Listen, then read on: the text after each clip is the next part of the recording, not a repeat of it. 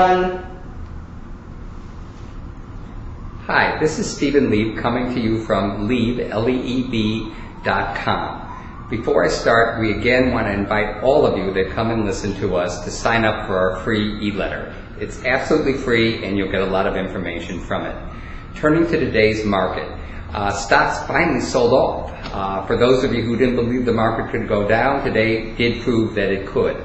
We think some of the downward pressure today came from the realization that the stress tests, so-called stress tests, really were not what they were cracked up to be. Stress tests do not really tell the full story with our banking system, but rather simply said that banks, to the extent that you can believe what's on their balance sheets, do not really face onerous tasks ahead of themselves. Even Bank America faces a relatively simple task in raising $30 or $35 billion. They can simply convert preferred stock. The real issue for banks, which remains the real issue despite these stress tests, is those legacy assets, those toxic assets. Citigroup, for example, was asked to raise $1 or $2 or $5 billion. I'm not sure exactly how much. But what in the world does that have to do with the $300 billion on their balance sheet, which has been virtually guaranteed by the government? Nothing.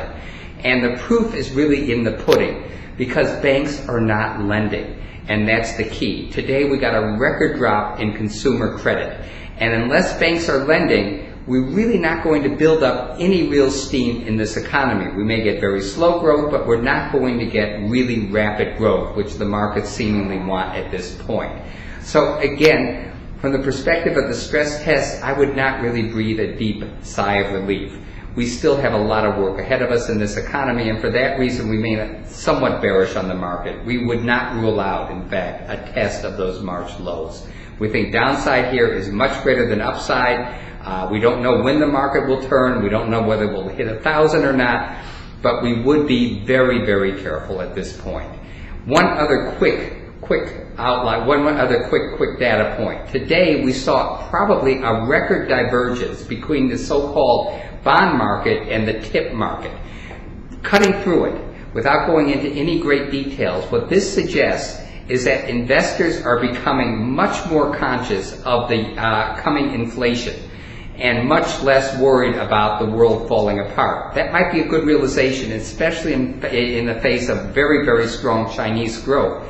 But on the other hand, it threatens to short-circuit any real economic recovery. Keep in mind, gasoline prices, on the heels of a very, very sharp rally in oil, have already risen 50 or 60 cents. That's a massive tax on the consumer. And the fact that bond yields have risen dramatically is going to make it that much harder to get funding.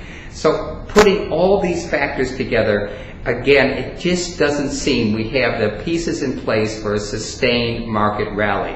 And again, cannot rule out another test of the lows. Our economy is going to survive. There will be a real bull market out there, but I just think it's too soon right now. Thank you very much.